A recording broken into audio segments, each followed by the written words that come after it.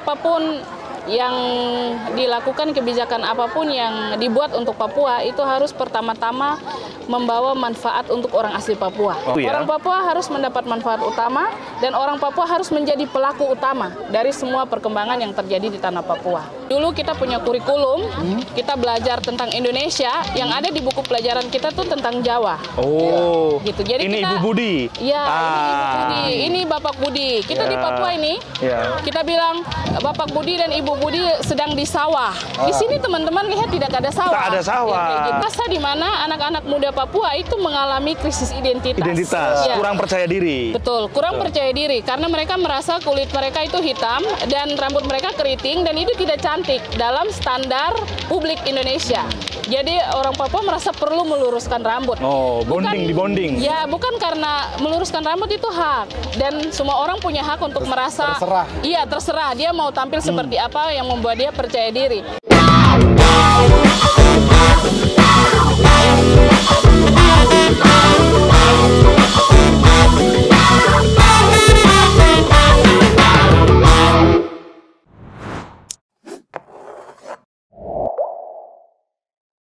Selamat pagi, selamat siang, selamat sore, dan selamat malam kapan dan dimanapun kalian mendengarkan ataupun nonton podcast ini. Kembali lagi bersama Hamburger Podcast.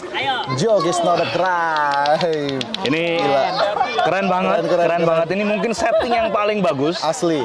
Ini kita benar-benar podcast yang nggak main-main. Oke, kita break di tanah Papua. Selamat datang tim Hamburger. Terima kasih Kak Ayu. Nah, gua Jess. Awigra.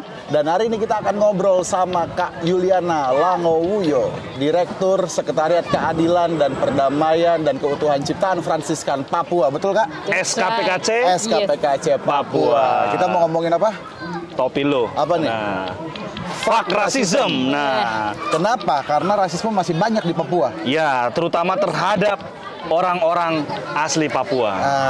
Ini adalah satu bentuk kejahatan yang kemudian kita harus katakanlah atasi bareng-bareng karena yang namanya stigma, diskriminasi itu dimulai dari cara pikir kita yang kemudian memandang orang-orang di luar kita itu lebih rendah dan sebagainya. Kebetulan hari ini kita tadi habis ikut Sarasehan, bukan ikut malah kita HRWG yang selenggarakan Sarasehan soal media dan gerakan masyarakat adat.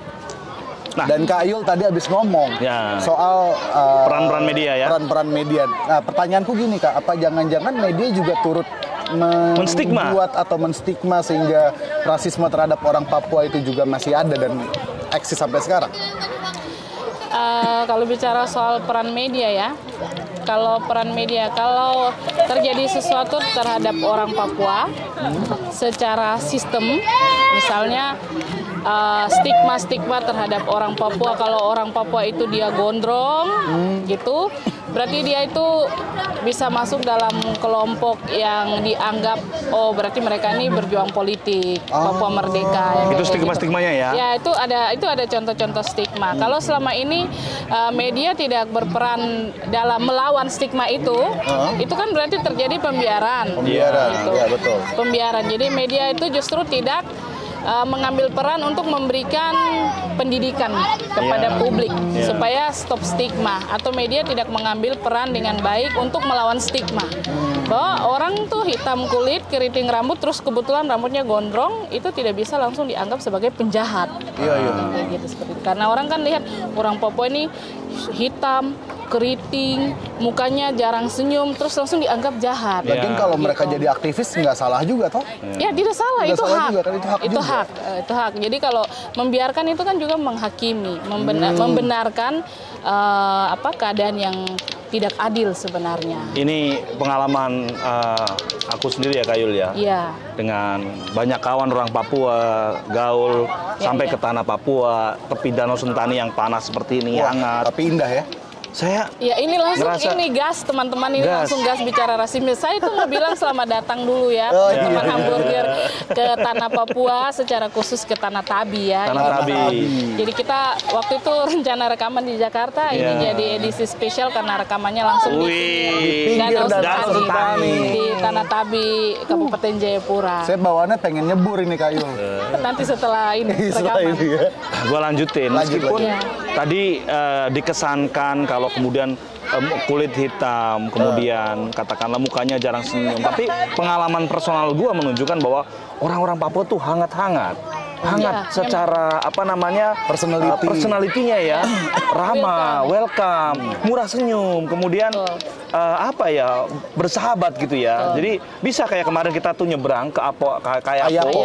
Langsung kita berteman sama Alfa. Bisa langsung kita tuh kayak kenal lama yang bawa kapal kemarin ya. Salam nanti Alfa, saya kita ke Ayapo lagi. Nah, maksud saya adalah mungkin jangan-jangan selama ini kita cuman melihat dari sisi penampakannya saja. Fisik saja. Tak pernah kita kemudian serius-serius mengenal apa isi hati sanubari orang-orang Papua. Sehingga kemudian secara katakanlah akumulatif gitu ya, kemudian semua digeneralisasi seperti katakanlah yang seperti tampakannya gitu ya. Iya. Saya pikir semua bermula dari apa yang orang di luar sana pikirkan tentang orang Papua sebelum berinteraksi dengan orang Papua. Dan apa yang mereka pikirkan di luar sana tentang orang Papua itu mereka catat atau dianggap sebagai sebuah kebenaran. Jadi sebelum orang datang ke Papua itu mereka sudah bawa dulu. Sudah bawa dulu. Bahwa orang Papua itu bodoh, bahwa orang Papua itu belum pintar, sehingga kita perlu ke sana untuk memberikan pendidikan, memberikan peningkatan kapasitas. Jadi dari awal udah nggak setara gitu. Iya, bahwa sejak awal yang datang ke sini itu sudah menaruh orang Papua pada posisi orang yang perlu dididik. Dan saya bilang ini tersistem karena misalnya program transmigrasi. Waktu Papua baru masuk menjadi bagian dari Indonesia, Soeharto membuat program transmigrasi, mendatangkan orang dari luar Papua, para transmigran dari Pulau Jawa dan sekitarnya ke Papua itu dengan tujuan supaya bisa mendidik orang Papua. Berarti sudah membawa ya? Ya, untuk bisa berkebun, untuk bisa bercocok tanam, untuk bisa mempunyai keterampilan hidup yang dibutuhkan kayak gitu. Itu kan berarti yang mereka pikir di sana adalah orang Papua ini tidak mampu, belum pintar, tidak bisa yang kayak gitu. Padahal sebenarnya orang Papua dengan ilmunya, dengan adatnya, dengan kemampuannya itu sudah berjuang bertahan hidup di dalam iklim Papua yang sangat keras. Kalau teman-teman datang kan lihat geografisnya tidak gampang, yang kayak gitu. Jadi kalau orang Papua, gunung ya, betul, orang danau bisa menyesuaikan hidup di air danau. Itu kan karena keterampilan hidup yang mereka punya. Betul. Yang mereka wariskan dari generasi ke generasi. Jadi bukan orang Papua tuh tidak punya pengetahuan apa-apa, kosong, sehingga harus orang dari luar yang datang baru kasih pendidikan yang kayak gitu. Jadi kalau kita mau lihat dari awal mula itu sudah seperti itu. Menganggap orang Papua itu bodoh sehingga kita perlu pergi ajar mereka. Bagian kedua kita bilang itu tersistem. Kalau teman-teman lihat dulu kita punya kurikulum, kita belajar tentang Indonesia, yang ada di buku pelajaran kita tuh tentang Jawa. Gitu. Jadi ini Ibu Budi. Ya, ini Ibu Budi, ini Bapak Budi. Kita di Papua ini, kita bilang Bapak Budi dan Ibu Budi sedang di sawah. Di sini teman-teman lihat tidak ada sawah. Tak ada sawah. Gitu. Jadi nama pun bukan Budi juga. Jadi setelah sekian tahun orang Papua itu menjadi bagian dari Indonesia, orang Indonesia tidak pernah benar-benar belajar tentang Papua. Betul. Papua itu dipaksakan di mana? Dipaksakan jadi. Siapa itu orang Papua? Seperti apa karakteristik mereka? Itu kan tidak menjadi pelajaran yang dibahas secara umum di Indonesia. Jadi orang Indonesia tuh tidak tahu sama sekali orang Papua itu seperti apa yang kayak gitu. Nanti kalau macam saya dengan JC ini kan karena kita Awi kan kita sudah kenal, sudah ada interaksi. Kalian kerja di lembaga hak asasi manusia, jadi secara perspektif, secara pengalaman itu pasti kalian lebih terbuka dan tahu. Tapi bagaimana dengan publik Indonesia? Misalnya adik-adik saya, teman-teman saya yang kuliah di Jawa, mereka kesulitan dapat rumah kos. Ini kan fakta toh, karena sudah ada cap-cap bahwa orang Papua itu jahat, tukang mabuk. Padahal kalau bicara tukang mabuk bukan orang Papua saja toh. Kalau bicara soal jahat itu sangat manusia dan itu bukan hanya orang Papua saja. Itu biasanya tukang mabuk tuh. Ya mungkin mungkin begitu dulu. Ayo silakan. Hamburger. Nah, balik lagi kan tadi soal pendidikan yang kemudian kurang, katakanlah memberikan ruang dan itu nggak applicable dan nggak ada di Papua. Nah sekarang di ini lain, di dimensi lain. Kayul pernah cerita ke saya dulu ketika TV ya menyiarkan tentang kecantikan, standar kecantikan, jadi standar pendidikan, standar putih, peradaban, rambut lurus, gitu. Itu gimana Kayul? Ya itu kita lihat lagi ini yang makanya kita bilang tersistem ya, rasisme di Papua ini ada di dalam sangat masuk terlembaga ke dalam sistem, terlembaga. Betul. Misalnya sampai kepada di dunia pertelevisian Indonesia dulu zaman saya SD, SMP, SMA itu kan iklan itu. Oh iya. Kita sebut ya mereknya ya. Iya. Kita sebut aja nih mereknya tapi nih. kalau cari di YouTube masih ada iklannya. Santi dan Sinta, tapi Santi kulitnya tidak seputih Sinta yang kayak gitu. Untuk bisa seputih itu kayak gitu. Terus ada iklan yang rambut lurus itu jauh lebih baik, mau cantik ya putih yang kayak gitu. Itu kan secara otomatis mengatakan bahwa yang di luar hitam, di luar putih dan rambut lurus itu tidak bagus. Itu nomor 2. Tidak cantik ya. Tidak cantik, itu tidak cantik. Padahal itu kan standar kecantikan yang ditentukan oleh orang lain. Mereka menutup mata, menutup kenyataan bahwa di bagian Indonesia yang lain itu ada orang Papua yang kulitnya hitam dan rambutnya keriting dan itu cantik. Dan tetap cantik. Iya dong, cantik dan itu cantik. Oke. Saya bilang sangat tersistem dan berbahaya karena ada masa di mana anak-anak muda Papua itu mengalami krisis identitas. Kurang percaya diri. Betul, kurang percaya diri karena mereka merasa kulit mereka itu hitam dan rambut mereka keriting dan itu tidak cantik dalam standar publik Indonesia. Jadi orang Papua merasa perlu meluruskan rambut. Dibonding. Ya, bukan karena meluruskan rambut itu hak dan semua orang punya hak untuk merasa terserah. Iya, terserah dia mau tampil seperti apa yang membuat dia percaya diri. Tapi ketika itu dilakukan karena rasa tidak percaya diri dia, karena standar oleh iklan-iklan ini yang kemudian standarnya dia begitu ya. Ya, itu yang justru di situ berbahaya. Dia jadi merubah penampilannya, meluruskan rambutnya dan memutihkan kulitnya cuma supaya bisa diakui cantik. Bisa diterima seolah bisa diterima sama standar kecantikan. Itu yang Tapi Kayul, kemarin saya ngikutin satu sarasehan ya. Ada Alex yang kemudian bekerja di konservasi burung cendrawasih mengatakan bahwa nggak ada tuh yang namanya putih manis, nggak ada. Yang ada tuh hitam manis. Nggak ada tuh. Nggak ada tuh yang namanya putih manis, nggak ada. Yang ada black sweet. Anyway, tapi Sarasehan itu jadi ini kita lagi ada di Kongres Aman. Kongres Aman ini isinya sarasehan. Tadi kita di Sarasehan 22 soal media dan masyarakat adat. Kemarin yang Mas Awi datang itu Sarasehan 2 soal DOP, Daerah Otonomi Buruh. Saya balik lagi dikit ya, Jess. Tadi yang soal bagaimana perusahaan Citra kemudian kita mention secara khusus di sini ya. Jangan-jangan nanti bentar lagi kita hamburger di ITE ini Kayul sama di ITE ini sama perusahaan kosmetik itu. Oh ya? Iya kan sekarang undang-undangnya ngeri nih. Ngomong dikit, kemudian apa mungkin PR-nya nggak seneng sama ini. Tapi mereka juga kan meninggalkan jejak digital. Kalau kita mencari kembali iklan-iklan di zaman dulu, kita akan dapat. Masih ada dan iklannya memang bunyi begitu. Tapi sayang kulit dia tidak secantik seputih dia yang kayak gitu. Jadi kita bukan langsung menyebutkan karena iklannya ada. Bukan karena iklannya tidak ada. Kan sekarang ini baru redaksinya diubah menjadi biar bersinar. Kalau dulu putih. Dulu putih. Sekarang supaya nampak cerah dan bersinar. Kayak gitu. Lu pikir orang itu jadi kunang-kunang kali ya? Oh iya, cerah dan bersinar. Kunang-kunang kan bersinar tuh. Malah kalau malam-malam dia nyalain cahaya. Kalau pada mau bersinar suruh nelen bohlam aja dia. Itu lucu. Tapi sebenarnya penyebab atau bukan penyebab ya, akarnya itu dari mana sih Kak? Kan tadi ada kita ngomongin soal stigma yang hari ini masih bertahan, ditarik ke era transmigrasi di zaman Soeharto. Tapi sebetulnya kalau mau ditarik lagi lebih jauh, dia ada di mana itu Kak? Dan mungkin apa ininya, apa motifnya kenapa harus di stigma? Kenapa sih orang Papua harus di stigma sama mungkin sejauh pengalaman Kak Yul, SKPKC gitu ya, memperjuangkan soal hak orang Papua, kemudian hak asasi manusia orang Papua.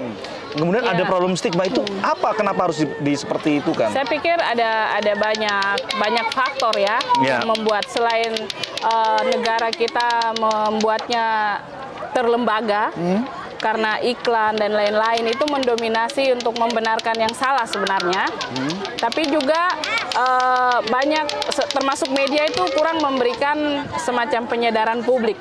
Pertama mungkin dimulai dari pendidikan keluarga. Bahwa sesuatu yang berbeda itu baik. Gitu. Jadi ada di situ bahwa soal itu tadi saya bilang ya, pendidikan dalam keluarga untuk menerima perbedaan. Itu paling penting ya, karena kalau dalam keluarga sejak kecil anak-anak itu sudah dididik bahwa di luar dari kita itu ada yang berbeda dengan kita, ras maupun agama. Itu paling dasar. Tapi kalau kita lihat ini kan ada sharing-sharing, misalnya teman-teman ada bikin video tuh, kalau dia jalan terus ada ibu pegang anak kecil di toko di Jakarta sana, terus lihat karena dia hitam gitu, ada maunya jalan, ibunya cuma tertawa membenarkan perkataan anaknya. Ini kan berarti pendidikan dalam keluarga kan tidak ada, dan itu kan membuat generasi muda Indonesia ini lahir tapi dengan mindset yang tidak menghargai perbedaan, tidak menerima perbedaan sebagai suatu kekayaan. Jadi kalau mau bilang akarnya di mana, ya sebenarnya banyak faktor itu menyumbang kepada stigma, kepada rasisme. Tapi yang lebih parah adalah bahwa dia pada titik-titik tertentu juga dibiarkan oleh negara dan bahkan di tingkat paling kecil di dalam keluarga itu, bahkan pendidikan untuk menghargai perbedaan itu mungkin tidak ada. Jadi mereka hanya menerima yang sama dengan mereka, tetapi di luar dari mereka itu mereka anggap berbeda, dan berbeda itu tidak bagus. Jadi masalah paling dasar adalah mungkin pendidikan keluarga, karena juga secara lembaga tidak banyak memberikan ruang untuk Papua itu diangkat, termasuk lembaga pendidikan, bahwa orang Papua itu secara fisik berbeda, tapi mereka sangat kaya, mereka punya kebiasaan, mereka punya kebaikan hati dan lain-lain, itu kan jarang diangkat. Bagaimana orang mau belajar, mau tahu tentang kita dan mau belajar mencintai kita kalau mereka tidak punya pengetahuan apa-apa tentang kita? Tapi yang di titik-titik yang kita bisa bilang lebih parah dalam tanda kutip ya Kak ya, tadi Kak Yul cerita bahwa di kurikulum pendidikan juga kemudian masih sangat bias, Jawa sentris dan segala macam, dan di titik-titik yang lebih jauh ada rasisme yang sengaja dibiarkan dan segala macam. Itu solusinya apa Kak kalau gitu Kak? Saya rasa pertama pendidikan itu hal yang paling penting. Pendidikan publik. Pendidikan kepada publik, dan tentu saja sasaran utama untuk dididik itu orang-orang di luar Papua. Orang dari luar Papua yang sudah datang ke Papua tuh mereka akan protes kalau orang di sana bicara orang Papua begini begitu. Daerah mana di Indonesia ini yang menerima semua orang yang datang ke sini dan hidup dengan sangat baik, kecuali di tanah ini. Di tempat lain bisa saja begitu lihat orang mulai banyak datang, mulai merasa terganggu, usir. Datang terus bawa agama, karena agama beda, terus bangun rumah ibadah beda, mungkin akan. Tapi di sini tidak. Yang kayak begitu. Jadi sebenarnya keramahannya, kehangatan, kebaikan hati itu perlu menjadi pengetahuan bagi orang di luar Papua. Sebentar nih. Tapi kan namanya negara ini kan juga sudah berusaha nih ceritanya, pakai otsus, kemudian pakai tuh daerah otonomi baru. Apakah itu menyelesaikan persoalan-persoalan tadi tuh? Bagaimana di luar tanah Papua masih memandang, katakanlah, menstigma dan memandang rendah orang Papua. Apakah itu bisa menyelesaikan problem-problem stigmatisasi terhadap khusus selama 20 tahun ini kan teman-teman sendiri kemarin datang ke Papua kan bisa lihat toh dalam perjalanan siapa Adi ya bilang ini kita kemarin juga di kafe tapi tidak banyak orang Papua di situ yang kayak begitu. Kan kenyataan di mana orang Papua semakin terpinggirkan itu bahkan terlihat sangat nyata. Saya kemarin rasanya malah lagi di lagi di Jakarta kemarin. Iya. Keluar hotel Soto Lamongan. Iya. Kamu akan Soto Lamongan. Iya. Iya, yang kayak yang seperti itu. Iya. Jadi belum dirasakan ya. Upaya-upaya. Nah, dengan yang baru lagi tuh, pemekaran daerah itu.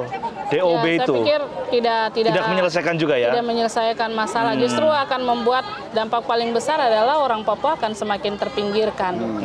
Ini bukan buat orang Papua ya. Ini buat orang elit jangan-jangan. Orang yang datang itu punya dulu mereka terpaksa dibuang ke tanah Papua untuk transmigrasi. Tapi sekarang banyak orang masuk ke Papua untuk kepentingan ekonomi. Mereka datang untuk merebut ruang-ruang hidup. Kita tetap bilang merebut ruang-ruang hidup karena kita ada di pihak orang asli Papua ya. Tapi kalau dari luar mereka akan bilang mereka punya hak untuk datang mencari kerja dan penghidupan yang jauh lebih baik di tanah Papua. Oke. Saya rasa kita harus menghentikan setiap katakanlah pola pikir, cara pandang yang kemudian merasa diri kita tuh kemudian merasa lebih tinggi, lebih superior. Kita jangan-jangan ya belum kenal sama siapa di luar kita. Kita kurang gaul jangan-jangan. Kalau Kak Yul boleh sampaikan kira-kira ke depan bagaimana cara pandang yang tepat untuk katakanlah memperbaiki situasi pelanggaran HAM, katakanlah kemiskinan, kemudian persoalan gizi, kesehatan, infrastruktur di Papua. Sebenarnya seperti apa harapan orang Papua yang pengen dimajukan? Saya pikir apapun yang dilakukan, kebijakan apapun yang dibuat untuk Papua itu harus pertama-tama membawa manfaat untuk orang asli Papua. Oh, orang asli Papua orang asli Papua. Jadi harus ada afirmasi di sana ya? Iya benar. Karena seperti tadi kita bicara orang datang dengan kemampuannya dan sudah menaruh orang Papua pada level yang di bawah. Gitu. Dan orang datang ke sini dengan tujuan untuk mengambil ruang-ruang hidup yang ada, ruang ekonomi, pasar, kos-kosan, kafe dan sebagainya. Yang kayak gitu. Jadi kalau semua pembangunan mau daerah otonomi baru, mau otonomi khusus kedua, ketiga, tapi kalau manfaatnya tidak untuk orang Papua, tidak akan selesai masalah. Selalu akan seperti itu ya. Orang Papua harus mendapat manfaat utama dan orang Papua harus menjadi pelaku utama dari semua perkembangan yang terjadi di tanah Papua. Oke. Kita cheers, Kak Yul. Cheers. Saya yakin Papua tanah yang sangat kaya dan orang-orangnya juga cukup katakanlah sangat luar biasa, generous dan sebagainya. Jangan disalahartikan. Betul. Terima kasih Hamburger. Bye. Sukses. Terima kasih tanah Papua. Bye-bye. Bye.